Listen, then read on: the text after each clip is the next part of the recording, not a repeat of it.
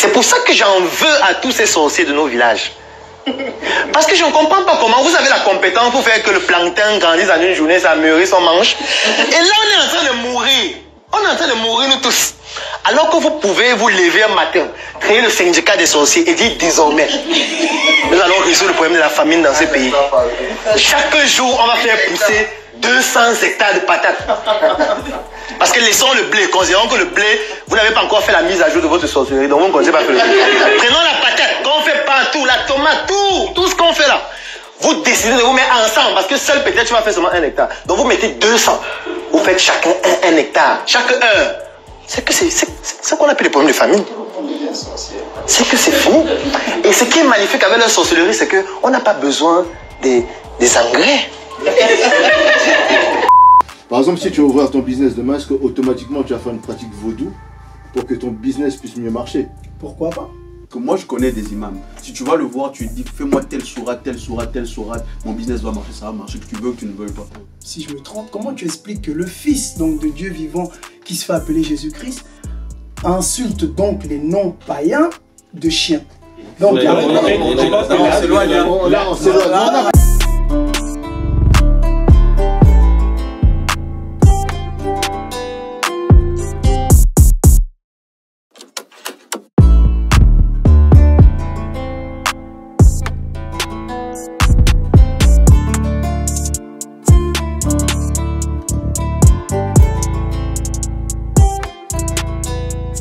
Sorcellerie ou religion, les croyances ont-elles une place dans le business?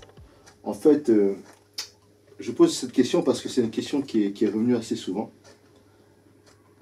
Pendant mon exercice au salon, les gens me demandaient assez souvent est-ce que nos croyances spirituelles ou bien nos fétichismes africains ont-elles une place dans le business ici en Europe?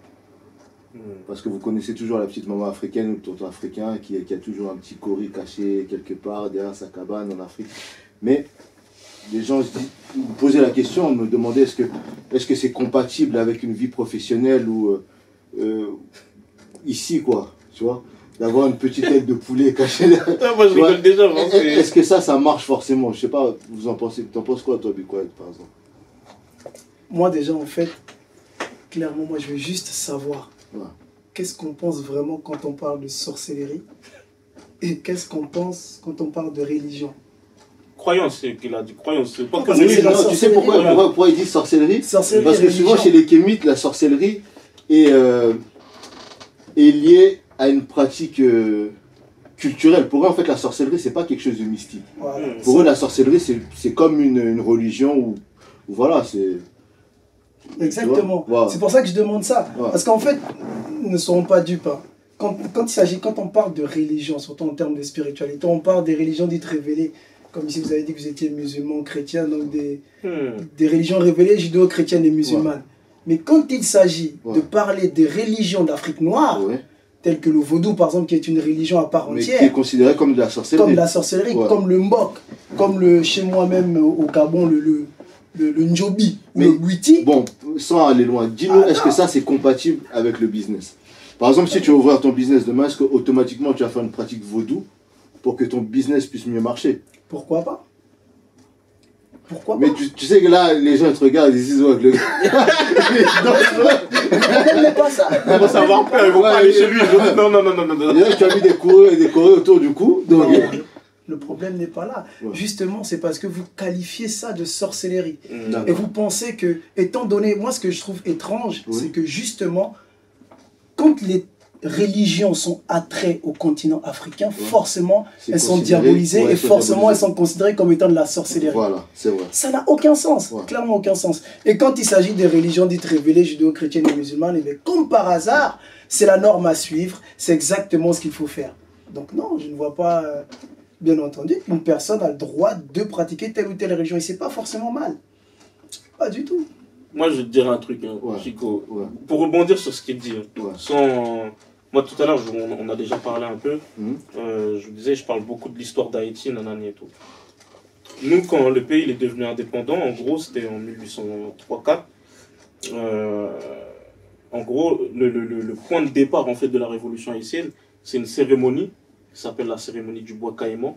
Et en fait, vu que c'était plusieurs ethnies, comme je disais, qui sont pas des ethnies qui venaient du même endroit, en gros, pour se donner de la force avant la Révolution, ils ont fait cette cérémonie qui est une cérémonie vaudou, en fait, tout simplement, parce que c'est ce qui les rassemblait le plus en termes de spiritualité, puisqu'il n'y avait pas justement toutes les religions comme aujourd'hui, etc. Maintenant, quand les mecs ils viennent, ils bottent le cul des armées napoléoniennes. Quand les armées reviennent en France, elles disent quoi? On n'a pas eu affaire à des humains, on a eu affaire à des démons, des soldats, etc. Et aujourd'hui, en fait, cette partie vaudou, en fait, qui est hyper diabolisée dans le monde occidental, et bien, en fait, très souvent, ça vient de là, de ce côté où, ben, en fait, vu qu'ils ont perdu, et Napoléon, il n'a pas 36 000 défaites. Les gens, ils voient Waterloo, ils voient un truc et tout, et il y a la défaite à Haïti. Mais il fallait expliquer ça, il fallait donner, en fait, une signification à ça. La signification, c'est quoi? C'est dire, bon, on n'avait pas affaire à des humains. Exactement. Mais le vaudou, c'est quand même une spiritualité à part entière. Moi, je ne suis pas vaudou, mais quand même, il faut reconnaître que le vaudou, c'est une spiritualité à part entière et que c'est une religion aussi pour beaucoup de personnes. Mais pour toi, ça serait compatible. Par exemple, si tu dois ouvrir un business où... Là, on arrive dans la deuxième chose. Voilà. C'est ça la vraie question. Là, on arrive dans la deuxième phase de la réponse. Voilà. Quand on parle business, c'est l'argent. D'accord.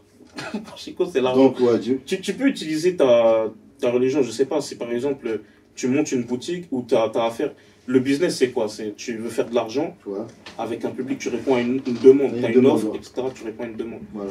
Si ton public, c'est des gens qui sont croyants et qu'ils viennent chercher quelque chose qui a un rapport avec ça, bien évidemment, tu peux mêler les deux. Mais si maintenant, toi, tu es là, tu vends du shit toute la journée, tu vends, je sais pas, de l'alcool, tu vends des trucs, tu peux pas mélanger la religion avec ça, tu vois. Non, c'est pas mélanger automatiquement, mais comme pour certains, tu peux faire la paix avant d'aller au boulot. Voilà, mais ça c'est deux choses différentes, c'est pas le business. Non, mais c'est ça la question. Est-ce que c'est compatible? Voilà. C'est ça la vraie question. C'est comme si tu me dis, est-ce que c'est compatible la douche avec le business? Mais ça c'est ta vie ailleurs. C'est pas ta vie de chef d'entreprise, tu vois. Malheureusement pour toi, tu le vois pas comme ça, mais certains le voient comme ça. Il y a beaucoup qui mélangent justement la spiritualité et les affaires. Par exemple, je vais donner un exemple des juifs qui ne sont pas ouverts le vendredi, ou de certains musulmans aujourd'hui aussi qui n'ouvrent plus le vendredi. C'est qu'à un moment, la religion quand même vient interférer avec le business. Tu vois ce que je veux dire? Bah oui. Ça c'est toi comment tu as envie de voir ta pratique après. Tu dis, est-ce que la religion est compatible avec le business? Mais bien entendu qu'elle est compatible en vrai. Parce que même comme tu venais de dire chez les juifs, les juifs ouvrent des business. Et pourtant, ils sont religieux. Les Arabes ouvrent des business, ils sont religieux. Même les Occidentaux ont des business, ils sont religieux. Donc, c'est compatible. Maintenant, le problème, moi, où je voulais en venir, c'est pour quelle raison en Afrique, par exemple, on a du mal à ouvrir des business alors qu'on est tout aussi religieux? C'est ça que je voulais savoir. Je voulais avoir ton avis. Parce que on parle de choses qui, pour moi, personnellement, je nous sens d'ailleurs trop loin du sujet. Pourquoi je dis ça? La spiritualité, c'est comme l'océan. C'est large et sans fond. C'est-à-dire que débattre de la spiritualité en si peu de temps, et que je commence à expliquer les A plus B de la spiritualité, vous comprendrez peut-être pourquoi est-ce que lorsque Napoléon est arrivé en Haïti, il a vu ce qu'il avait vu. Ou vous comprendrez pourquoi est-ce que moi je connais des imams. Si tu vas le voir, tu dis fais-moi telle sourate, mon business doit marcher, ça va marcher, que tu veux, que tu ne veux pas. Je connais des juifs, on va à Paris. Donc ça veut dire alors on va à Paris là. Je connais des juifs. Quand je vendais des chaussures à l'époque, il y a 6 ans, maintenant je crois. J'ai rencontré un juif dans le RER et il m'a regardé, il m'a dit toi t'es spirituel. Il y a quelque chose en toi. J'ai regardé, j'ai rigolé. On a commencé à échanger. Jusqu'à maintenant, j'ai son numéro. Le gars m'a dit écoute, si tu veux, dans ce que tu es en train de faire, parce qu'entre-temps, on avait échangé, il m'a demandé où je vais, je lui ai expliqué et tout, j'ai des business, machin et tout. Il m'a dit, écoute, je peux te donner un psaume. Tu vois, ce psaume-là, à telle heure, fais ça comme ça, tu vois, ton bail là. Donc, même ta ville, tu vois. Donc, qui ne viendra pas acheter les chaussures chez toi? Spiritualité et business, ça peut matcher les deux. Mais la question de savoir à poser réellement, c'est que pourquoi est-ce que les actes faits, entre guillemets, spirituellement marchent? Autrement dit, pourquoi par exemple la cérémonie qui a été faite chez vous a pu réveiller, a pu créer la réaction qu'on a vue, que Napoléon est arrivé, il a vu tout ce qu'il avait à voir. La spiritualité est trop vague, est trop grande pour qu'on puisse en parler simplement en des termes. En fait, ce qu'on cherche à faire, c'est pas en parler simplement, c'est une question qu'on et surtout pour savoir si on peut l'insérer ou pas. Quoi. Moi, pour ma part, en tout cas, pour répondre à la question de manière assez brève, oui, sachant que le business que je fais, est tiré de ça. Et même si tu faisais autre chose, est-ce que ça serait compatible? Ah oui. Oui. Bien sûr. Voilà. Bien sûr. Oui. Ouais, mais après, comme tu as dit, ça dépend aussi de ton public, tu vois. Ça veut dire... Non, ça dépend pas. Non, c'est pas une affaire de public. Non, c'est pas une affaire de public, c'est une affaire d'individualité. La question, c'est est-elle compatible avec ton business? Donc, on parle voilà, avec ton business. À toi. Ouais, avec le business en général. Alors, on change des termes. Avec le business en général, oui, moi je dirais oui. Avec le business en général, peu importe ton business, c'est compatible pour toi. Oui. Mais après, je pense peut-être qu'il faut recentrer un tout petit peu le débat parce qu'on est sur la question de la centralité de la personne. Voilà. C'est-à-dire quel impact en fait la foi, par exemple, les croyances ou la religion peut avoir sur la vie d'un individu en entreprise, dans le quotidien, dans la vie séculaire en général. Voilà. Ce qu'il faut retenir déjà, c'est que chaque être humain est d'abord spirituel. C'est-à-dire avant d'être fait d'une matière, nous sommes d'abord tous spirituels. Mais tu sais qu'il y a des païens ici. Que tu sois païen, que tu sois chrétien, que tu sois musulman, on croit tous au fait de la spiritualité. Je dis bien tous. Hein. Mais t'es sûr, parce qu'il y en a qui sont païens. Il y en a qui sont païens. Il y en a qui sont païens, des grands chefs d'entreprise qui vont te dire moi je crois en ma bonne étoile. C'est déjà un côté spirituel. Il ne croit pas forcément en Dieu. Donc déjà, il exprime en fait son côté spirituel. Des fois, tu as le boulanger du coin. Tu as le boulanger du coin. Tu parles de religion et tu te dis ouais, moi je suis païen. Moi je crois en Dieu. Il va te dire qu'il est païen, mais sur le fond. C'est quoi païen? Il va te dire sur le fond. Païen, c'est quelqu'un qui croit en rien. Sur le fond, on va dire il est païen. Mais quand on va aller au fond, il va forcément, il y a une question de spiritualité à laquelle il croit. Forcément, c'est pourquoi même dans la culture, peu importe les cultures, on va remarquer que les Occidentaux ont vulgarisé tout ce qu'on appelle film d'horreur et ceci et cela. Tout ça en fait, ça fait partie des croyances même païennes. Du fait qu'on ne croit pas forcément à un dieu monothéiste pour certains. On ne croit pas forcément à, je vais dire quoi, à des pratiques culturelles, par exemple africaines, de vaudou et tout ce qu'on a par exemple chez nous. Mais on croit forcément en quelque chose. Il y a une vie surnaturelle en plus de la vie dans laquelle on vit dans le monde séculier. Donc ça déjà c'est la partie d'affaires. Maintenant on revient vraiment sur la base de notre sujet qui est chacun d'entre nous, je pense que tu n'es pas forcément chrétien. Peut-être lui, l'autre est quelqu'un d'autre est musulman, l'autre est je sais pas, il est peut-être judéo-chrétien, je sais pas forcément. Mais quand tu es en tant qu'humain en entreprise, par exemple, je vais prendre mon cas, moi en tant qu'humain, le fait de pratiquer ta foi, comment est-ce que tu la mets en pratique au quotidien? Comment est-ce que tu l'utilises? Comment est-ce que tu la vis? Et comment est-ce que tu t'épanouis au travers ça? Donc chacun a quelque chose dans lequel il s'épanouit. La spiritualité en fait partie. Tout homme est spirituel, donc je pense que la spiritualité a bien sa place dans le séculier et dans la vie même courante de tout un chacun. Donc je pense que ça c'est un fait indissociable et non négociable. D'accord. Tu voulais dire quelque chose, Bic? Non, moi c'était juste pour revenir sur le païen. Païen, lui c'est le païen gladiateur. Oui, moi c'est ce qui m'a interrogé. Bibliquement parlant, on appelle païen tout ce qui est hors du christianisme. Voilà, c'est là où je veux dans la Bible on trouvera les dieux païens. C'est une appellation à nous pour faire une séparation entre deux choses. Ça va pas plus loin que ça. Lui j'ai l'impression qu'il veut sauter dessus comme si on va attaquer son bord. Non, c'est pas ça. Un athée c'est quelqu'un qui ne croit pas en Dieu. Voilà. Oui, donc un athée c'est un païen. Non, c'est quelqu'un qui ne croit pas en Dieu. Je demande.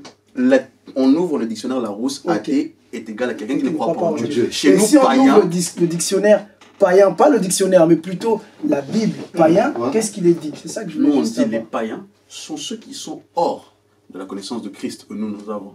Okay? C'est ainsi que dans la Bible, tu trouveras des certaines parties où on parle des dieux païens, des dieux étrangers. Ça marche. Et maintenant, j'aimerais te poser qui sont ces... J'aimerais te poser la question. On s'éloigne pas du sujet. Qui sont non, c'est pas grave. Non. Ça va intéresser les gens. De façon plus simple, de base, généralement, quand on parlait de païens dans la Bible, on faisait allusion à ces personnes en fait qui n'étaient pas forcément à la base comment on les appelait, des juifs. Voilà. Donc, et qui sont les non-juifs? Tous ceux qui n'étaient pas des non-juifs. On prenait les Grecs, on prenait tous ceux qui n'étaient pas forcément dans ce peuple-là. Voilà. Qui sont les non-juifs? On arrive au niveau où on sort de ce contexte lorsqu'il y a la réconciliation par la personne du Christ. Simplement. Donc on reprend juste ça comme ça. Moi j'aimerais juste... Pour faire simple, pour faire ta brasse, pour que tout le monde se sente inclus dans le débat.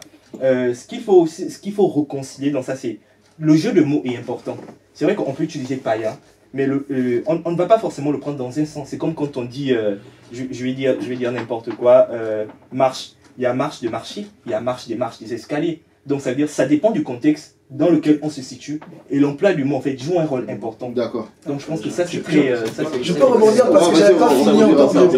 J'ai pas fini d'argumenter qu'on était déjà passé à autre chose. Donc de ce que j'ai compris, être païen c'est être un non-juif entre guillemets.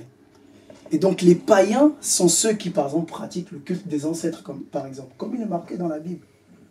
Les païens sont donc les Congolais, les Camerounais, les Gabonais et tous les autres peuples qui ne soient pas chrétiens ou qui pratiquent d'autres spiritualités ou d'autres religions.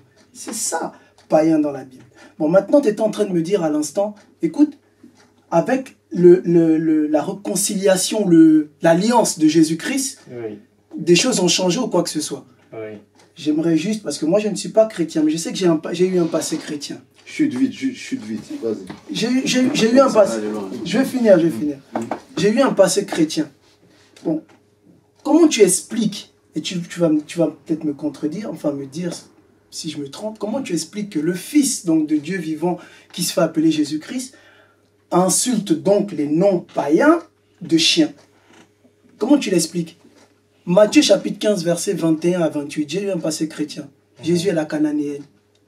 Une cananéenne s'approche de Jésus et lui dit, Seigneur, ma fille a un esprit mauvais. Est-ce que vous pouvez m'aider? Bon, vite. Ok. Donc, on s'éloigne. Là, on s'éloigne. Vous ne pouvez pas absolument... On va juste resserrer. On a compris où tu veux aller. Vous ne pouvez pas le dire. Je pense qu'il y a ce qu'on appelle, je pense qu'on a tous appris en français ce qu'on appelle des métamorphoses. Ou bien, dans la Bible, on qualifie ça de... Alors, comment je vais... La Bible appelle ça des... Paraboles? Des paraboles, ouais. Exactement. Dans la Bible, on appelle parabole, mais dans le quotidien, on appelle ça des métamorphoses. C'est-à-dire, on peut utiliser un mot qui n'a pas forcément... On peut utiliser un mot pour donner une caricature de quelque chose. Ah bon? Donc, ce qui veut dire que, par exemple, moi je pense que le problème des panafricanistes, ce sont des personnes, je vais peut-être dire ça comme ça, mais des personnes un tout petit peu frustrées. C'est-à-dire, on apporte des contextes de choses, on se revendique de beaucoup de choses, mais on n'apporte pas des solutions très concrètes. Non, on va chuter. La vraie question, c'était est-ce que la religion est compatible justement avec le business? Oui. Donc moi, j'ai une question à vous poser.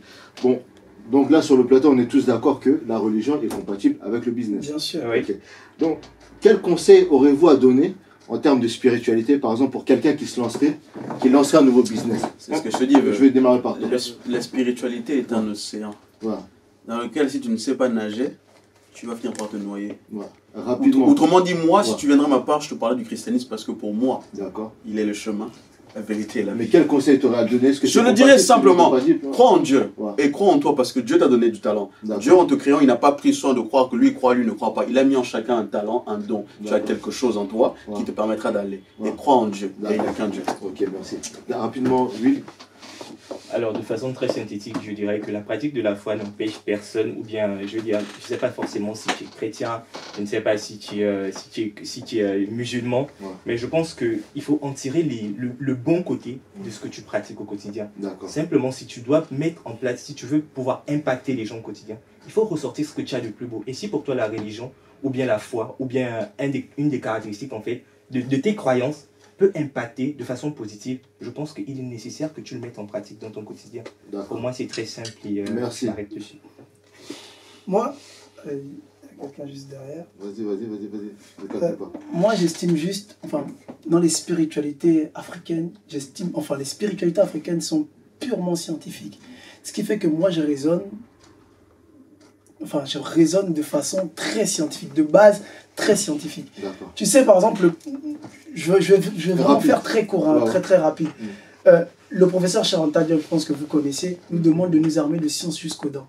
De ne rien croire sur parole. À connaissance égale, la vérité triomphe. Donc, quel conseil tu donnerais toi alors? Le conseil, il est très simple. La spiritualité, bien entendu, qu'elle est compatible avec le business. Mais tout doit être de façon claire. Et la science est la seule façon qui permet de prouver et de dire que c'est compatible. Moi, ça me vient vite fait parce que vous me dites que la spiritualité est compatible avec le business. Donc, quand on voit un mec, par exemple, qui est chrétien, un vrai pratiquant, qui ouvre, par exemple, un bar et qui ne vend pas d'alcool dedans, donc à ce moment-là, ça ne devient pas compatible. Là, c'est plus compatible. J'ai pas saisi. Parce que moi, j'ai déjà vu le cas, un gars qui ouvre son bar et qui ne vend pas d'alcool dedans. Or qu'un bar, on sait bien que la première chose qui ramène le plus d'argent dans un bar, c'est souvent l'alcool. Voilà. Mais lui, il décide d'ouvrir son bar et il ne veut pas vendre d'alcool. Donc, à un moment là, est-ce que c'est compatible? C'est compatible ou pas? Moi, Chico, je vais répondre. Ça va être compatible s'il fait beaucoup de chiffres Et s'il fait moins de chiffres, ça sera beaucoup moins compatible. C'est quoi en fait? À quel moment c'est compatible? Si tu me permets. Hein. Rapidement. Non, moi je voulais avoir sa réponse. Vas-y. Je voulais avoir sa réponse. Non, vas-y. En tant qu'enfant de Dieu, et je parle vraiment dans ce sens-là, on a reçu Dieu en nous, on croit avoir le Saint-Esprit qui nous conduit dans toutes nos voies. Oui. Ok? Ouais. Et la Bible dit une chose, c'est que tout ce n'est pas fruit de conviction et d'un péché. D'accord. De un. Ouais. De deux, ce que je dirais, donc, tout ce qui est fait par intérêt est un péché. Tout ce qui n'est pas le fruit d'une conviction. Si tu n'as pas de conviction, tu n'es pas convaincu de faire quelque chose. Donc tout ce qui est fait par intérêt. Déjà, il faut partir de cette base-là. Parce qu'il y a beaucoup de gens qui par intérêt sans conviction. Le gars qui fait le bar là, il était convaincu de faire de quoi? Qu'est-ce qu'il avait convaincu? Déjà, on va commencer déjà par. Il a fait par intérêt parce qu'il savait que qu'il manquait un bar dans ce secteur-là. Mais supposons ses convictions personnelles l'ont rattrapé en disant que non, il ne peut pas vendre de l'alcool. Après, le problème de la société, c'est qu'on veut stéréotyper tout ce qu'on fait. On veut le mettre dans un stéréotype. On veut mettre une étiquette sur toute chose. On va dire, comme c'est le moule du fait que tous les bars vendent de l'alcool, le fait qu'il y ait une exception dans un domaine, ça crée toujours. Mais vous savez bien que ce gars-là, s'il ne marche pas, on va lui dire ah. C'est parce que tu ne vendais pas d'alcool. Mais ça fait ça.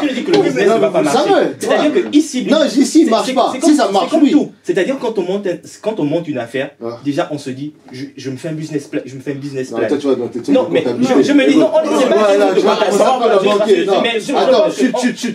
on reste très laïque. Non, on reste très laïque. En restant très laïque, on va se dire. Rationnel et laïque. Vraiment, on va rester rationnel et laïque. On va se dire, je monte une affaire, je me fais un business plan, je cible une catégorie de personnes. Après, pour le reste, si c'est pas une catégorie, c'est comme tout. Par exemple, quand on monte le salon où nous sommes là, c'est un salon qui vise d'abord. Non. Je vais dire. Non, en fait, non, je vais te couper. Non, j'ai dit ça pour vous choquer. Non, j'ai dit ça pour vous choquer. Non, laisse-moi finir. Tu sais pourquoi? Parce qu'il y a un chrétien, je connais un chrétien qui a ouvert, c'est pas vraiment un bar, mais un endroit où les gens peuvent venir boire un verre. Et là-bas, il n'y a pas d'alcool. Il n'y a que des jus, etc. Et ça marche très bien. Mais je voulais voir un peu vos réactions. C'est pour ça que j'ai essayé. On n'aime pas fini. Chico Domingo, là, tu prends une exception. Parce que quand on parle c'est de manière générale. Là, tu es en train de prendre une exception. Oui, c'est vrai qu'en général, ça ne marche pas. Moi j'ai juste un truc à dire. Tu n'avais pas terminé peut-être. Non, vas-y. Non, finis, parce qu'on ne reste plus beaucoup de temps. Regarde, moi je vous dis un truc. Ça dépend. Parce que là, tu as pris des gens qui ont l'air très gentils, Chico. Ouais. Ils ont l'air très gentils. La vérité, c'est qu'on parle de business, on ne parle pas forcément de trucs bien. Ouais. Le business, ça ne veut pas dire que c'est bien. Ouais. Le business, ça veut dire que ça rapporte. C'est ça que ça veut dire. Ça dépend en fait si tu mets ta foi en premier ou bien si tu mets le business en premier. Ouais. En gros, c'est sur ça que j'allais atterrir. Parce qu'il m'a coupé la parole. Non. Dis simplement que c'est le vu qui m'a coupé la parole. Mais je termine. Je voulais terminer, après on va rechuter sur ça en tout cas. En tout cas, tu vas dans mon sens. Si tu mets la foi en premier, et ben alors tu vas faire des business qui vont aller vers ta foi. Ouais. Si tu mets ton business en premier, tu pourras pas faire en fait ta foi aller vers ton business parce que en fait ton business ça va être rapporté et ça va pas être l'humain. Ouais. Ça va être que le rapport à l'argent. Ouais. Maintenant il faut dire la vérité. Si par exemple tu es là, tu cherches que l'argent, mais je suis désolé, tu peux pas en fait faire la prière le matin, faire truc je sais pas quoi. Et puis toute la journée, tu es là, tu carottes des gens. On va atterrir sur la question, est-ce que vendre l'alcool est un péché? Attends. Tu sais que quand on parle de croyance... Rapidement, attends. C'est une question qui emmène de Je vais lui répondre à lui. Tu sais que ton exemple, il y a beaucoup de contre-exemples. Il y en a beaucoup qui font les 5 prières par jour et qui font tout le contraire des 5 prières. Tu le sais ça? Mais bien sûr. Mais voilà. regarde. Il y a aussi beaucoup de chrétiens tous les dimanches qui sont à l'église. De toute façon, avant l'émission et après l'émission, on va projeter justement des mini-vidéos. Ce qui reste important, exemplaires. Je rechute toujours dessus. C'est un peu le cas de l'entrepreneuriat. Quand on a assisté à l'histoire de l'entrepreneuriat, on s'est dit, ce sont des personnes, ce sont des rêveurs, ce sont des trucs qui ne vont pas marcher, ou ce sont des personnes qui viennent juste pour créer leur buzz et tout. Après, ça va disparaître. On se rend compte que tout part du fruit d'une conviction. C'est-à-dire qu'on est convaincu de vouloir faire quelque chose, on chute dessus et on le fait. Ça marche ou ça ne marche pas, on apprend et on avance, on fait autre chose. Donc c'est comme tout. C'est comme là quand on Est-ce que tu as déjà entrepris toi? Moi j'ai déjà entrepris sur plusieurs trucs.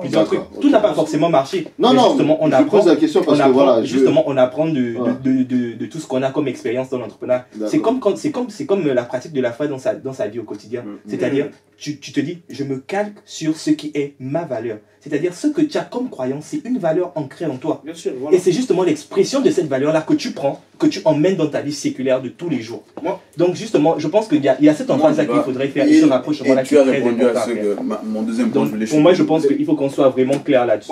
Moi, si je peux répondre à ce que tu m'as dit, comme en parlant des contre-exemples et tout, moi, je vais parler d'une parole qu'on m'a dit, puisque moi, voilà, j'ai peut-être pas les mêmes expériences que vous, mais dans mon quotidien, j'ai des gens qui sont quand même très conscients, tu vois. Ouais. Je vais vous dire un truc qu'un frère à moi, il m'a dit, Ayoub, qui est aussi très religieux, mais qui, comme beaucoup de gens, il a fait ses expériences, tu vois. Ouais. Et maintenant, en plus, j'ai affaire à 2 religieux, donc vous pourrez me dire... Non, si... on va pas dire 2 religieux. Non, mais... Moi, je suis pas un religieux. Non, t'as raison. Rapidement, parce qu'on arrive vers la fin de l'émission. Il faut qu'on soit clair. Moi, je ne suis pas un religieux. Non, j'ai affaire à 3 personnes spirituellement éveillées. C'est bon, ça comme phrase? Spirituellement éveillées. Ça peut passer ici. Voilà. Même à 4 personnes spirituellement éveillées. Rapidement.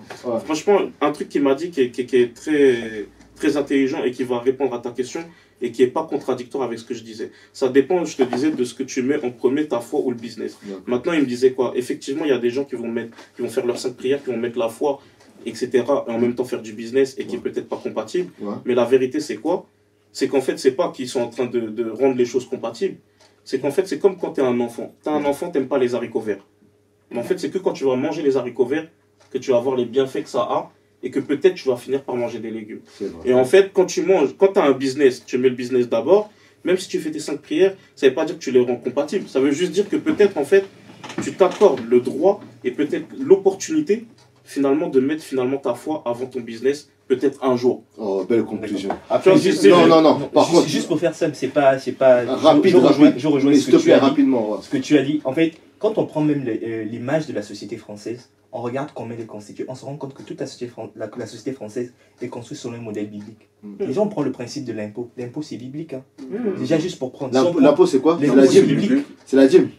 C'est pas forcément la dîme. Déjà, on part sur des barèmes. Et même dans la Bible, c'est expliqué. La société française est bâtie sur un principe, comment on va dire, de religion. En parlant rapidement, parce qu'on va chuter, on arrive vers la fin. De façon très rapide. Donc, c'est pour dire que ce soit nous en tant qu'individus, que ce soit même des nations, on va toujours partir d'où toute nation est fondée sur un principe spirituel et de croyance. D'accord. Donc ça, c'est très important à nous dire. En parlant de dîme, justement, j'ai une question moi qui m'était venue à la tête, que je voulais vous poser. Supposons si vous gagnez 1 million d'euros, exemple, soudainement. Est-ce qu'il y a une partie que vous allez reverser à votre église? Et vous reverserez combien? 100 000 euros. 100 000? Ouais. Ok. Bon. Sur 1 million, 100 000 10%. Maintenant, ça m'amène à une autre question. Si il s'avère que le pasteur, justement, après avoir reçu ces 100 000 euros, comme vous dites, 2 jours après, on le voit arriver à l'église avec une Porsche. Non, c'est une question. Non, laisse-moi finir ma question. On le voit 2 jours après arriver à l'église avec une Porsche. Quelle serait votre réaction? Ce que je donne à Dieu n'engage que... C'est-à-dire que personne n'a vu Dieu. Donc on ne se demande pas ici là. D'accord. Dieu nous a donné un moyen, et ceci est un principe biblique dans lequel nous suivons. Ça ne me dit pas ta réaction. Okay. Attends, moi, c'est pas ma réaction. Ma réaction, c'est que c'est pas mon problème. Sachant que l'argent que je la donne pour qu'on bâtisse l'œuvre, et parce que c'est un principe que mon Dieu m'a donné, je le donne pour qu'on bâtisse l'œuvre. Et ce que lui en fera, c'est son problème avec Dieu. Donc s'il utilise à des biens personnels, c'est son problème. Okay. C'est comme dans le cas. S'il te plaît, attends, pardon, laisse-le, il va répondre rapidement. Donc, moi, vu que nous sommes sur un débat très laïque, ce que je vais vraiment dire, c'est que dans le cas d'un couple, par exemple, dans le cas d'un couple, tout ce que l'homme va investir pour les dépenses du quotidien ou de la vie courante, ce que la femme va faire de l'argent qui va être versé sur le compte commun pour gérer la vie quotidienne, ça n'engage plus l'homme. L'homme fait sa part. C'est pour dire quoi? C'est comme le cas d'une relation avec Dieu. C'est comme dans le cas d'une relation. C'est un pasteur, c'est pas Dieu. C'est ça que je dis, c'est ça que commence à c'est dans le cas d'une relation. C'est-à-dire que beaucoup de personnes parlent de religion, mais on parle d'une relation. Donc quelle est ta réaction, s'il te plaît? Moi, ça ne me choque pas. Je me dis, c'est comme dans toute relation. Merci. C'est ce principe-là. Non, moi, ce que je ne comprenais pas, c'est dès l'instant où tu sais clairement que cet argent-là va être détourné par le pasteur, tu sais que ce n'est pas Dieu. Quelle est ta réaction vis-à-vis de ça? C'est exactement ça. Donc, quelle serait ta réaction, toi, par exemple? Mais moi, je serais clairement frustré. Moi, je serais clairement frustré de savoir que j'ai donné quelque chose qui est censé participer au bien-être de la communauté ou quoi que ce soit. Par exemple, voilà, pour participer à la vie religieuse. Et ben, je me rends compte que ça a été détourné. Toi, tu utilises carrément le terme détourné. Qui son argent?